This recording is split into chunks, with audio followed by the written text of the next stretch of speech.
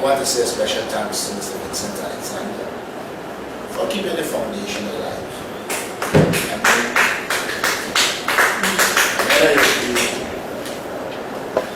Wouldn't know how difficult it was to keep it going, much less alive. And so I'm talking about long before that. The process of keeping Burnham alive was a process that had to be undertaken in the BNC, had to be undertaken outside of the BNC. And sometimes people forget that there were times when you highlighted Burnham's legacy and you could have been considered. It is in that context I want to say a special thanks to Vincent for the foundation. Now, I've always argued that for you to understand Forbes Burnham, you have to understand him in context. Meaning, among other things, in the era that he served, the environment in which he operated. And I intend to look at that from two standpoints first. First, the domestic environment, and second, the international environment, before we come to assessing Forbes Burnham. Burnham came to power in 1964, during the time of struggle against colonialism. If one looks at the structure of the society that existed, then one has a better picture of Burnham. In the first instance, I need to point out that Ghana was a colony, and therefore it was dominated by the British directly and many others indirectly. I want to also point out that that domination at the time meant white domination, so that one understands it is not the internal people that were dominated. It was white domination. For instance, I grew up in Linden, where you could safely say they had apartheid. Even though I went to Mackenzie High School, you couldn't go to Utuka, where the white people lived and managed the bauxite company. You had to get a pass. And it was to that extent that the domination existed. And if one also looks at the show industry, one sees the same. The reason behind that is well over 80% of the Ghanaian economy was controlled by white expatriates. The bauxite company Demba, Jessels, the show industry workers generally, you had Sprostons. So the economic life of the country was in foreign hands. Now, in the circumstance, one needs to recognize that Guyanese for years developed under a colonial system, and many Guyanese developed a colonial mentality that caused Burnham to comment that you can take some men out of colonialism, but it's difficult to take the colony out of the men. And so Burnham also was facing a colonialist mentality of many of the people he led. And I remember vividly when he nationalized them in 1971, he saying that if Ghana is to succeed, it needs an attitudinal metamorphosis, a complete change in attitude from the colonial times. Also, by the time Burnham came to power, on the labor front, he wasn't operating with all the unions that liked him or supported him. He existed with a GIW, later GAO, that was a PPP front, and in constant hostile confrontation with the Burnham government, including things like burning sugarcane, constant strikes that didn't permit the industry to develop. And so I'm saying to you, at an economic level, that was the reality. Let us recall that by 1964, Guyana had experienced racial disturbances. And so the ethnic groups, or the two dominant ethnic groups in Guyana, were in physical confrontation. There are a lot of writings on who caused it, why it was caused, etc. For us, it has been caused and it had to be dealt with. And it's that led Burnham to say in the Declaration of Sophia that he inherited a society that was in racial conflict and was on the verge of collapse. So at the national level, Burnham emerged as premier in 1964 with foreign-dominated economy, a public service with a colonial mentality, population with a colonial mentality, ethnic conflict raging up until the elections, hostile trade unions, and I can continue.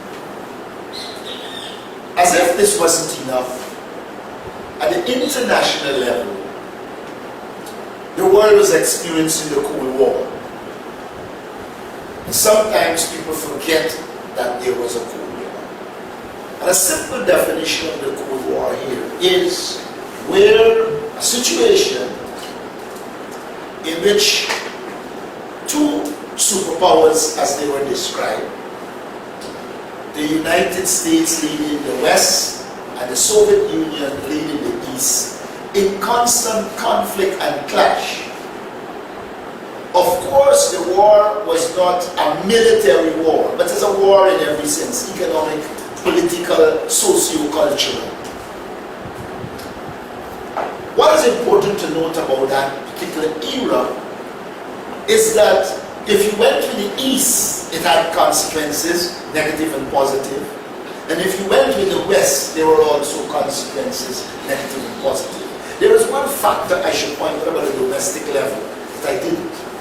And that is, at the time, in Guyana, the two major political parties had proclaimed themselves socialists. The PNC, the PPP, by 1969 had declared itself communist.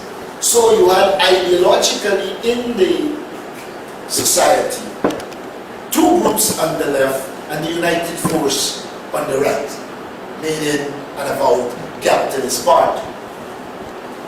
And so what in essence happened is Burnham had to charter a course in the context of the extant international situation in which the East isn't pleased and the West isn't, if you go in the other direction. Recall that after the 1898 Spanish-Cuban-American War, for the want of a better description, the United States declared that the Caribbean is its backyard and that it will accommodate no intruding or contending power. And so, as early as the late 19th century, the United States had defined the Caribbean as its backyard and was very concerned if they weren't in control of what was happening in their so-called backyard. Guyana didn't have the best of fortunes. We inherited a long coast, the Atlantic, which was a challenge in itself. People sometimes forget that one of the first tasks what I want to undertake, like this government is undertaking now again, is to virtually put the sea defense in place and repair what exists. So you had the climatic challenge in the sea. And then you had Venezuela, who had said when Guyana was about to go to independence that it did not respect or will not honor the 1899 arbitral award. And in the run-up to independence, Guyana had to deal with the challenge from Venezuela. And that was being done at a time when you were putting in place a foreign service. Because by 1966, you were becoming independent and you were responsible for your own foreign policy. I will submit another presentation that one of the significant achievements of Forbes Burnham is that he developed a diplomatic infrastructure that permitted to Guyana to defend its territorial integrity without going to war. And we lacked the capacity at the time anyhow. Apart from Venezuela, you had Suriname. We've recently had some solution to the maritime problem, but the issue of New River, etc. still exists. And so Burnham came to power with a domestic situation that was challenging and an international one that was challenging. It is in that context that one has to, in my opinion, discuss Forbes Burnham. I said at the outset that we were in racial conflict. It is in that context that Burnham identified very early 6 critical policies to take Guyana forward.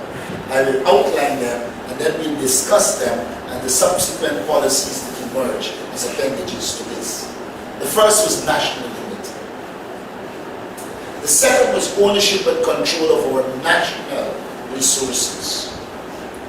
The third was self-reliance. The fourth, cooperativism. The fifth, non-alignment. And the sixth, interland development. Now, Burnham recognized that Guyana could not move forward as a divided society. And Burnham immediately adumbrated a policy of national unity and proceeded to do a number of things that were aimed at bringing national unity to Guyana.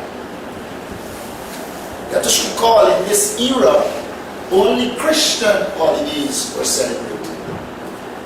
And it was Burnham who introduced holidays for the other religious and ethnic groups, so that Eid, Padua, Diwali, all of them emerged. I want to respond to something quickly before I proceed. There is this tendency to say that Burnham put the national flag in the African emancipation colors. It's a ridiculous statement, but I heard one Sharma made it a little while back. The truth of the matter is that by the time Burnham had come to power, the history now comes that already have a competition for the national flag. And that the national flag was designed out of a national process. True. And so, Yes. and so one has to be very, very wary when people make this outlandish, stupid comment. And so Burnham was promoting national unity.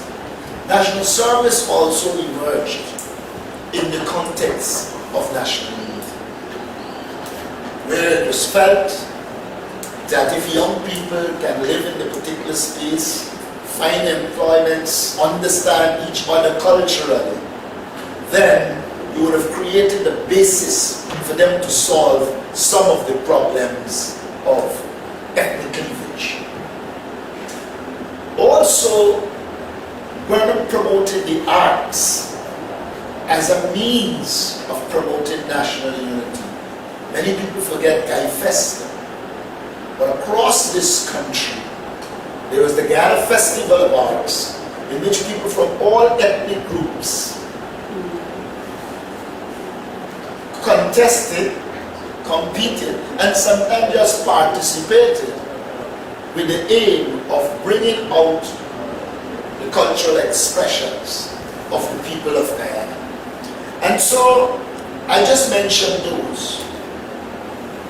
But there are many other activities, including CariFesta, which has a wider Caribbean context, but did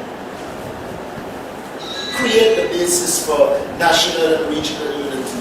And a lot of times when people talk about CariFesta, they seem to forget, and I want to say this specifically for the many of the pseudo intellectuals around the country, they seem to forget that Burnham promoted writing as part of the arts. Writing of poetry, writing of plays, writing generally. And so in that regard, I think Burnham has a rich legacy, in the sense that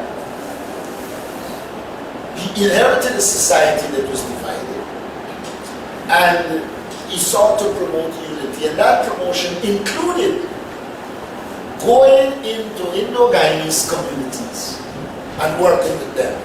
Some people forget that the Lenora school was burnt, and through self-help, it was rebuilt. I think it's still standing. And so, Burnham did in fact elaborate a clear policy of national unity and put programs and projects in place to achieve it. But I think as Burnham was doing that, it was evident to him that the national resources of the country were being controlled by foreigners. There are a lot of criticisms now about Burnham and nationalization, which is a lot of hindsight brilliance, you know. But many, if you go to a book called the Georgetown Journal and read the interview with Rodney and Clive Thomas at the back, you will see that they were all advocates of nationalization. In fact, if I recall correctly, Clive was the more hardliner in terms of nationalization. Rodney had taken the position that to the extent that Burnham moved in the direction of controlling the commanding heights of the economy, it was a positive thing. Dr. Janet was in the other extreme, saying it's not nationalization, it's a purchase. And if it was nationalization, it's you shouldn't pay for it.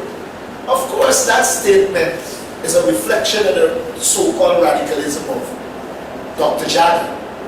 But Burnham knew he was operating in this hemisphere with the hostilities of the United States and Britain.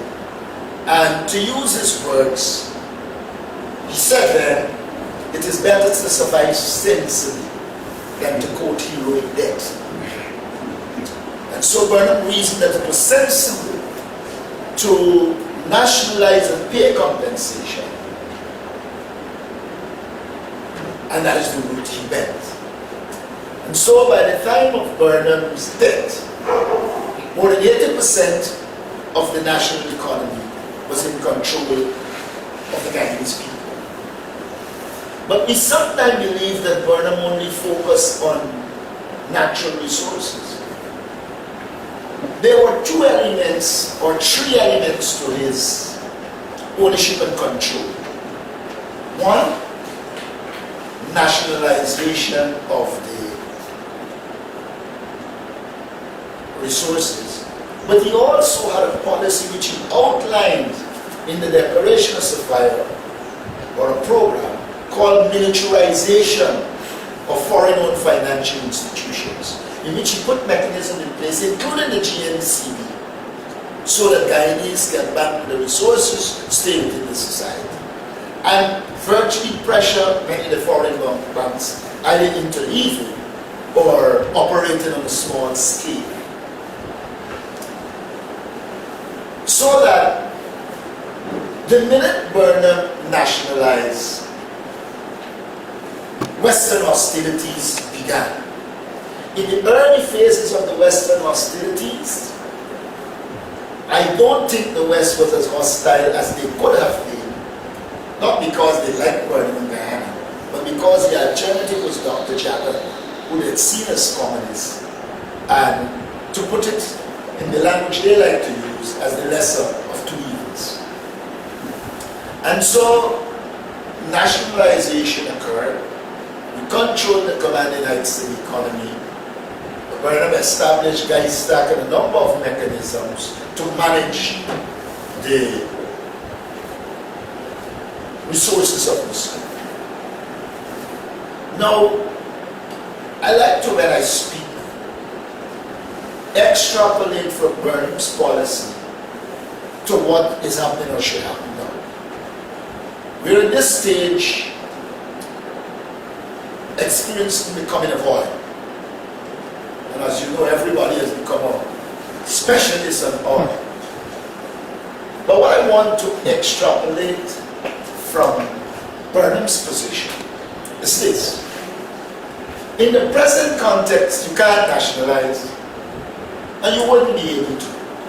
It's an industry that is large and has certain expenses that are legal. But what Burnham taught us was a principle that in whatever we do, Guyanese must be the main beneficiary as far as is practically possible. And it is that policy element I think we need to take forward. President Granger has renamed national unity social cohesion. I don't think because he has anything against Burnham. I think it is because the language that is being used in the world at present. But you see the relationships that exist. Now, you had the question of nationalization of your natural resources, the question of militarizing the financial institutions that didn't serve us well. And there's a third element that existed, the cooperatives. Burnham didn't create the cooperative. But what Burnham did was to develop a policy called cooperativism, in which he argued that historically, Guyanese, through working together, saved and bettered themselves. He showed us it in the village movement, he showed us it in the indentured laborers, there are elements of it in the Aboriginal community, etc. But what Burnham did was widen cooperativism into a philosophy, which he said he intended to use to make the small man a real man. Now, Burnham's cooperative philosophy, no one will doubt, lean in the socialist direction, because you have cooperatives in the capitalist context, but Burnham leaned in the socialist direction. And some of the constraints that were put, like no less than so many members, etc., I think they were aimed at ensuring that Guyanese keep their property and don't sell it. And so, a wider philosophy of cooperativism developed, with the cooperative bank emerging as the financial institution that will help to facilitate the development. And it should be obvious, it's not by accident that you had the mortgage finance bank, which also was part of the cooperative context, and the Guy Bank, the Agricultural and Industrial Development Bank, all of which were aimed at promoting an economic system in which the people of Ghana benefit, more particularly the small man. And so we need to be clear of cooperativism as a philosophy, as distinct from the cooperative movement. And here I have accepted a criticism made by Vincent in my last presentation, in which I tended to talk just about the cooperative rather than the wider cooperative movement. But I want to also point out that having nationalized and militarized, Burnham recognized that Guyana had to diversify.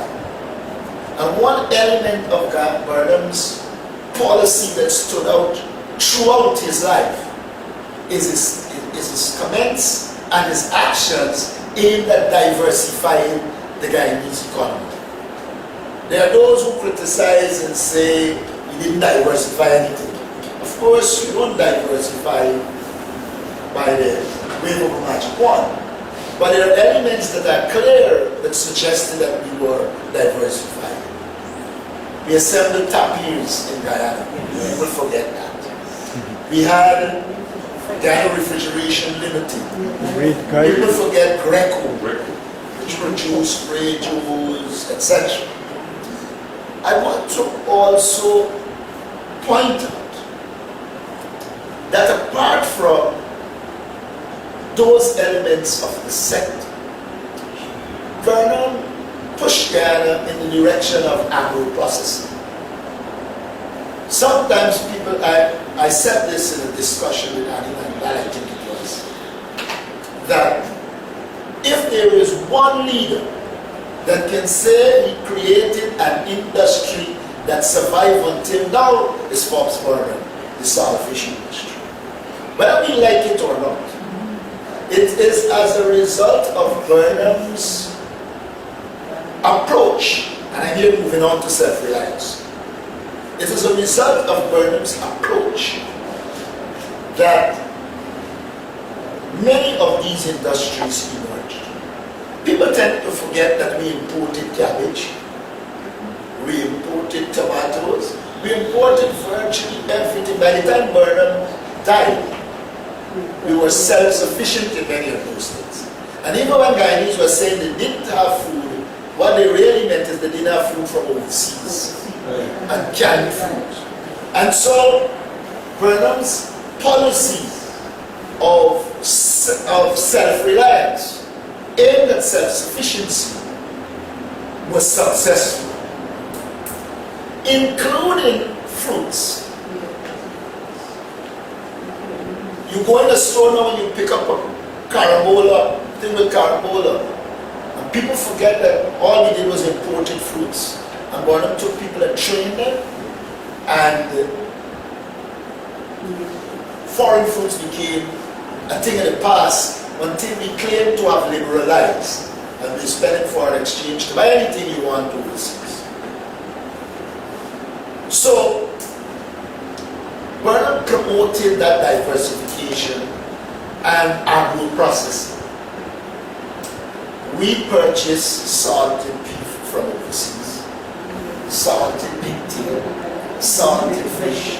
I remember Burnham telling a group, what y'all think is saltfish? Fish you take out from the same river, put it out there with salt and put a little light for watching for when rain come to pick it up with candles. But a lot of what Burnham did, though it was useful for Guyana, let us not recall, it produced hostilities because he had political opponents who carried in its own direction. And so self-reliance became a policy of Forbes Burnham. And critical to his self-reliance was his concept of self-help. Again, I remember vividly, and I'm leading into the next one, interland development. I remember vividly when Burnham said we had to open the interior. This picture with him in a flowered shirt with a power saw cutting down a tree in the interior constituted the first log that we were removing to open up the interior. And Burnham deeply believed that people should rely on themselves. And that for you to be independent and useful even as an individual, you had to empower yourself and rely on yourself.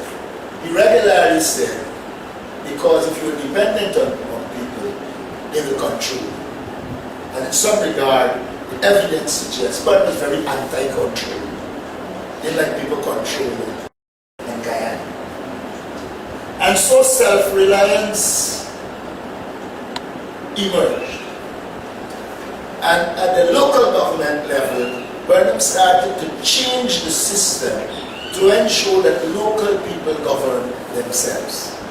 People forget that the local government system passed through many changes. This is not to say that it didn't make mistakes. Because Vincent and I share the view that in some regard we affected the village movement, and probably that should have been taken into context, into consideration. But the point is, he believed that local people must govern themselves. And so, at the philosophical level, he saw people as having the ability to govern themselves.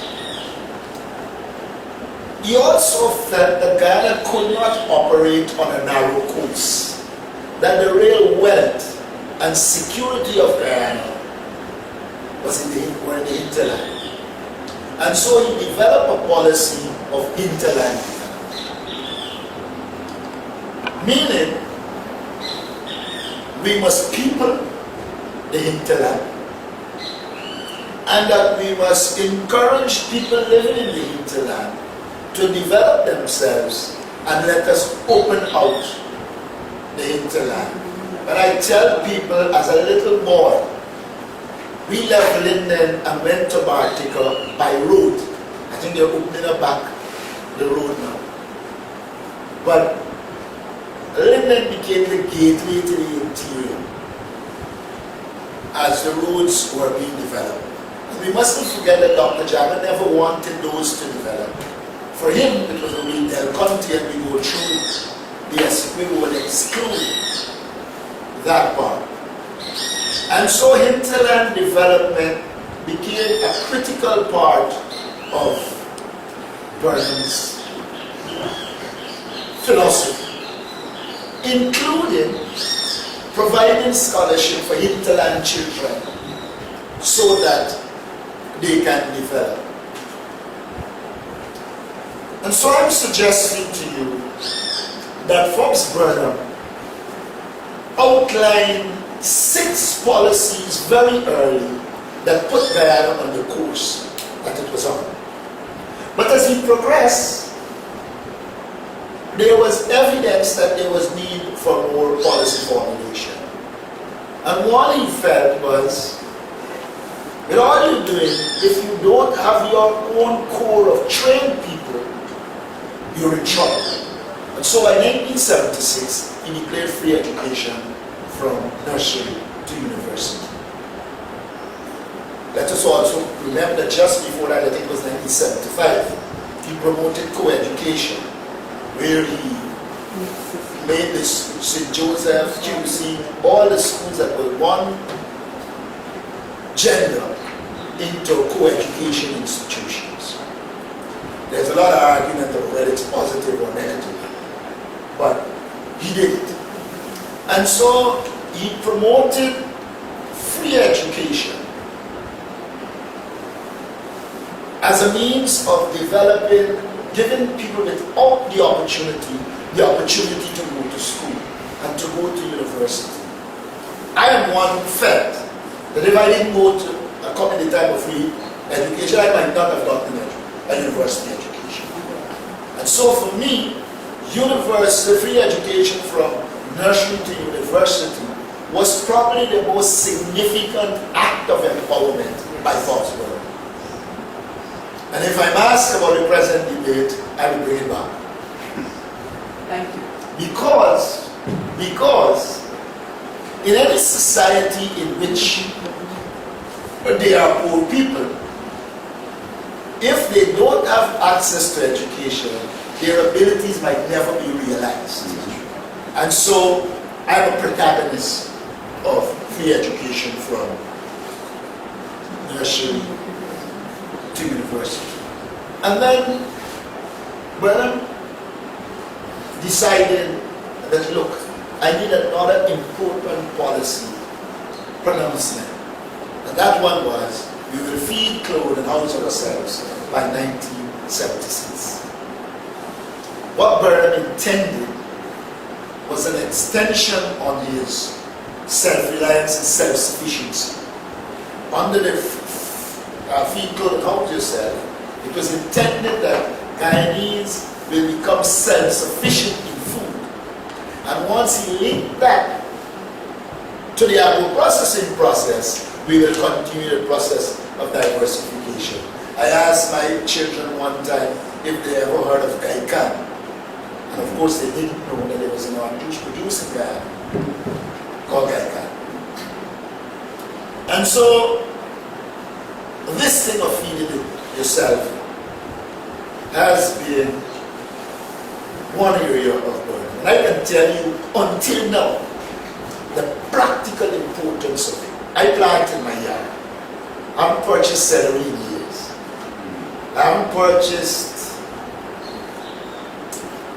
bok choy in years, except I get real busy and I didn't do it. But I can say to you that from a small kitchen garden, it's a saving. I have in a pot, half drum, shallot that is going for years. Thick leaf callaloo. So Burnham instilled in people this need to feed yourself and to be self-reliant. Of course, he was moving in the direction of clothing yourselves. One of the things he did was Kimya, production of cotton, and work out with the Chinese for the establishment of textile mill. Something which I think Jackie and company never understood. I felt they should have modernized it rather than sell it off to a friend. But that's the reality. So, feed, clothe, and house yourself. Burnham was adamant that Guyanese should house themselves. I want to comment on a particular element I've raised before. Burnham didn't only believe you should house yourself. Burnham believed that people must get a house with a piece of land by themselves. People forget that Burnham warned of the dangers of these housing schemes. And not a guy housing scheme where you have what they now call a duplex. In my opinion, if you check, and I'm not having anything against the people of East Ranville, Lane Avenue, West Ranville, there are many good people that come out today. But the structure of the houses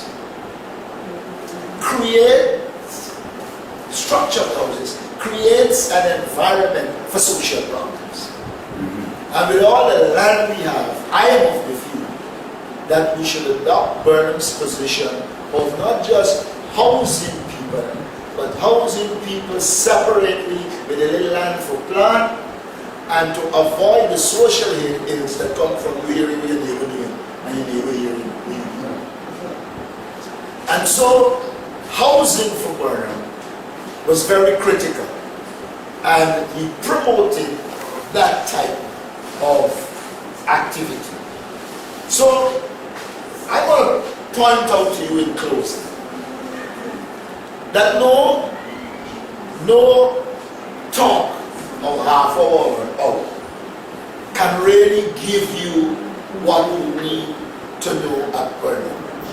What it gives is a guide, and people can go and study the various areas and unravel the great legacy of Forbes Burnham, who in my opinion had a clear vision for Guyana, a clear plan for Guyana, and I think he sought to give us the self-confidence and ensure we had the self-respect.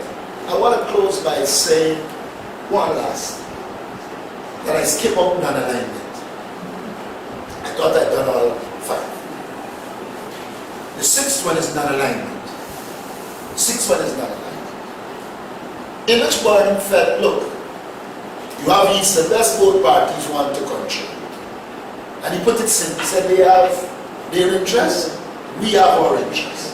Guyana's decisions will be made based on the interests of the people of Guyana. And that was his concept of non-alignment. And for those of you who want to read Burnham non-alignment, I think his best presentation is his speech speech in 1972 to one of the non-aligned conferences called the Trust of Non-Alignment, in which he clearly outlined that he intends to be born of neither east nor west. And so he went down the road of non-alignment, and you know full well what happened. One, at one time the Cubans were saying, and the Russian Soviets, that the non-aligned movement is a natural ally of the East. One rejected that. And the US felt that non-alignment is well served the East, but even though they felt that they were ensuring they seek to control people in the non-aligned. Ghana's position is a simple one. We will pursue our interests in the context of non-alignment. And I close by telling you what Burnham once told me. I think it was either the first or the second time I was going to represent the YSM. I remember clearly it was a debt conference on the debt. And he started by saying, look, the first thing you got to recognize when you get out there is that you're equal to everybody you're talking to. You have the same abilities or even more. And that, I think, coined my position even when I went to the Foreign Service. That we had a core of brilliant people, and that once you respect yourself and you know your interests, you can promote it. And last, when we went to that conference as well, I remember, I think it was Robert Drakes, Williams and I went, and we had developed this paper on the debt. Alan Garcia was saying he paid only 10%. Fidel Castro was saying not 1 cent. Jenny Jackson followed Fidel, not 1 cent. And in those days we were so-called young radicals, so we went up the road of not 1 cent. Burnham said to us, he asked the question, what do you have to gain from saying that? And we felt, well, it put you with the radical left. Burnham told us, he said, what about saying Guyana undertook this debt honorably, and Guyana will honor its debt as soon as it develops the capacity to pay. Thank you.